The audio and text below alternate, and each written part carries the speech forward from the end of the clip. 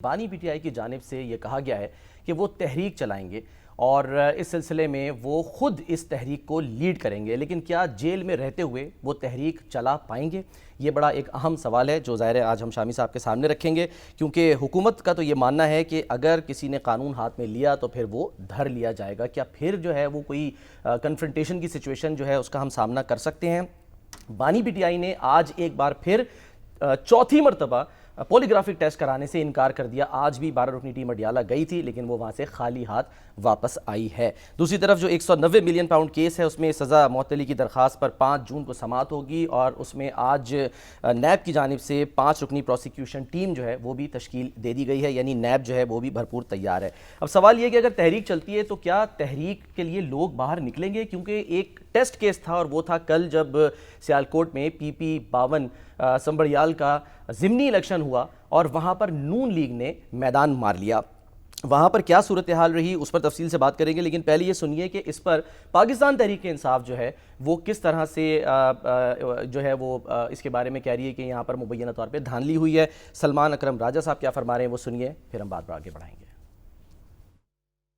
किसी भी कौम और उस मुल्क की रियासत का जो रिश्ता है वो वोट के ज़रिए होता है। हमारी सरिश्त में है एक आज़ाद अदलिया की तमन्ना।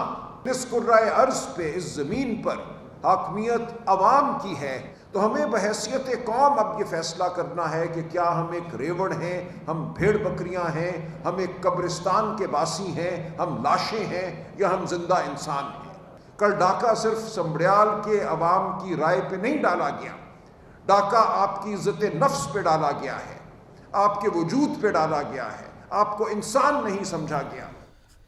और इस पर हुकूमत जो है पंजाब की वो क्या मौक़िफ़ रखती है? अज़मा बुखारी साहिबा जो हैं वो इसको किस अंदाज से देख रही हैं वो भी सुनिए। लोगों ने जो ये एक 1.25 साल की जो एक मरीम नवाज़ साहिबा की ख़ास तौर पर पंजाब की जो खिदमत की सियासत है उसको लोगों ने वोट दिया है, और जो तकरीबकार हैं उनके बयानिए को जो है वो रिजेक्ट किया है।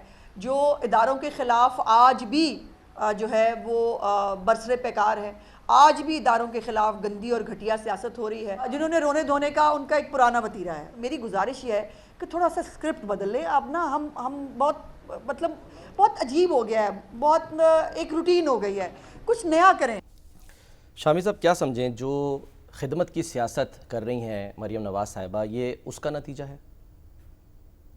देखें, जो ज़िमनी इंतखाब है वो आम तौर पर हुकूमत को एक एज हासिल होता है। अच्छा। और ज़िमनी इंतखाब में जो अपोजिशन है वो कोई बड़ी कामयाबी हासिल नहीं कर पाती। ठीक।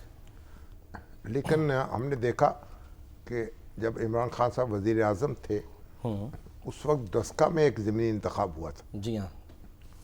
और उसमें धुंध जहाँ छा गई थी, जहाँ धुंध भी छा गई थी। हाँ, धुंध छा गई थी।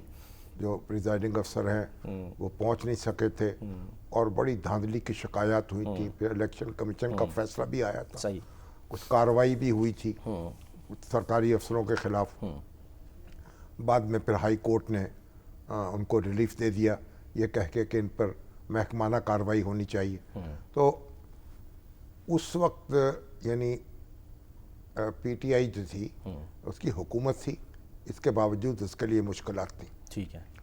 अब एक तो ये है कि जो अरशद वड़ाइज साहब हैं मरहूम, जी, जिनका इंतकाल हुआ था, और वो उनकी बेटी जो है हिना, वो इलेक्शन लड़ रही थी। अब वो हिना जो हैं वो भी एक अरसे से पॉलिटिक्स में है। सही। और डिस्ट्रिक्ट काउंसिल में भी रही हैं और एक्टिव हैं। तो एक उनको सिंपैथी वोट भी उनको मिला है। अच्छा। और ये मिल सकता था।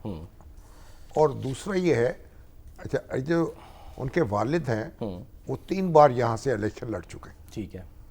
और तीनों बार उन्होंने कामयाबी हासिल की।